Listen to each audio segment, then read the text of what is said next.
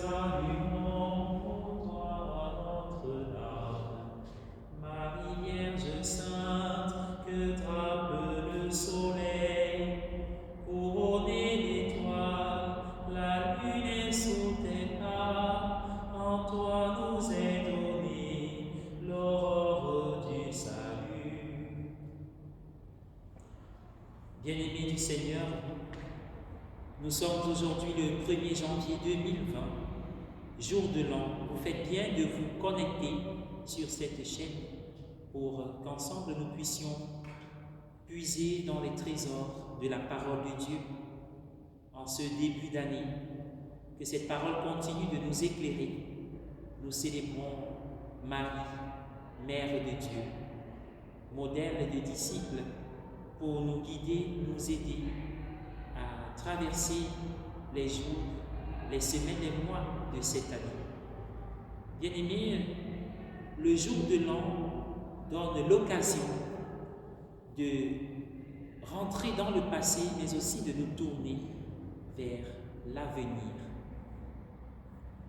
Oui, pour beaucoup de personnes, l'année 2020 aura été une année pleine d'angoisse, difficile, mais pour d'autres, une année pleine de surprises et de merveilles, des clins d'œil de la grâce du Seigneur.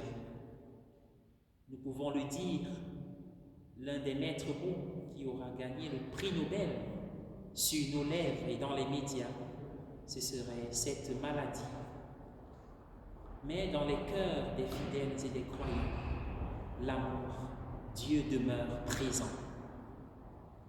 Ainsi donc, bien-aimés dans le Seigneur, célébrer le jour de l'an nous donne la possibilité de découvrir la première vérité selon laquelle nous sommes encore là, nous sommes vivants, et la vie, c'est la première des grâces qui rend possible toutes les autres grâces.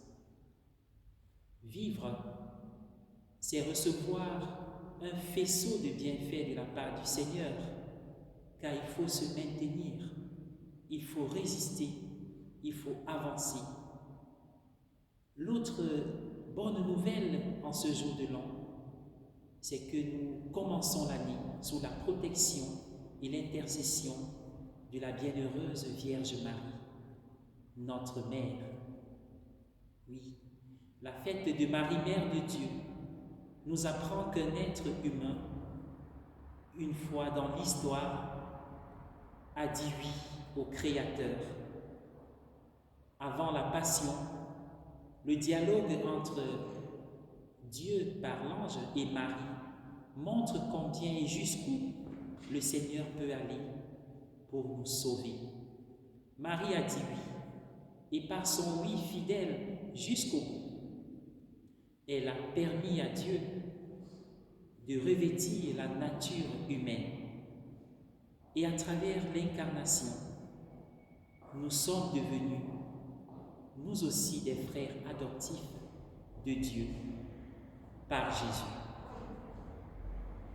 Célébrer Sainte Marie, Mère de Dieu, nous rappelle aussi, bien-aimés du Seigneur, que finalement, notre avenir n'est plus rempli par le vide, mais par l'espérance.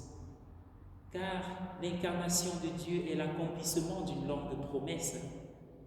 Comme a dit le Saint-Père Benoît XVI dans son encyclique Spe Salvi, sauvé en espérance, désormais, nous qui portons l'espérance, nous devons vivre de telle enseigne que cette espérance rejaillisse autour de nous. Et parlant d'espérance, Marie, il est dit d'elle dans l'évangile d'aujourd'hui qu'elle retenait toutes ces choses et les méditait dans son cœur. C'est un appel, une interpellation pour notre monde qui a parfois un excédent de paroles, de discours et de mots. Les bergers ont raconté, c'est une façon d'être missionnaire. Mais Marie a gardé ces choses dans son cœur. C'est une façon nous inviter, peut-être cette année, comme résolution, de redécouvrir la richesse de la contemplation. Garder ces choses dans son cœur, non pas pour en mourir et en souffrir, car le cœur de Marie, c'est en fait Jésus. Elle a su obéir à cette parole de l'Évangile qui dit « Venez à moi, vous qui ployez sous le poids du fardeau, et je vous procurerai le repos. » Garder ces choses dans son cœur, c'est les présenter au Seigneur, s'abandonner, regarder, redécouvrir la richesse du silence dans ce monde où parfois le vacarme, les bruits assourdissants nous empêchent de toucher l'essentiel. Bien-aimés dans le Seigneur, j'ose avec audace dire que nous apprenons à vivre dans l'espérance, mais à fuir aussi les faux espoirs. Nous ne pouvons pas mettre tous nos espoirs sur quelque chose qui vient simplement des hommes. Et si cette année nous avons souffert, nous avons été en crise à cause de cette maladie, nous pouvons davantage faire confiance en Dieu. Si nous faisons confiance totalement au vaccin dont on nous parle et on nous parlera encore, ou alors au changement d'un certain programme politique, ou encore à une restructuration de l'économie, simplement, peut-être le bout du tunnel serait encore long. Peut-être c'est une interpellation pour la famille de l'humanité de redécouvrir le sens profond de la contemplation, c'est-à-dire agir avec la nature, au cœur de la nature, en respectant la dignité que Dieu lui donne en se faisant homme, en se mariant, en épousant la création. Bien-aimés du Seigneur, Marie, lorsqu'on l'évoque dans l'Évangile, nous renvoie toujours à Jésus. Rappelons-nous sa dernière parole dans l'Évangile. Faites ce qu'il vous dira dans Jean au chapitre 2, aux noces de Cana. Elle nous conduit à Jésus. Que toute cette année, les événements, les jours, les personnes que nous rencontrons, nous puissions vivre avec elle, avec eux, enracinés en Jésus.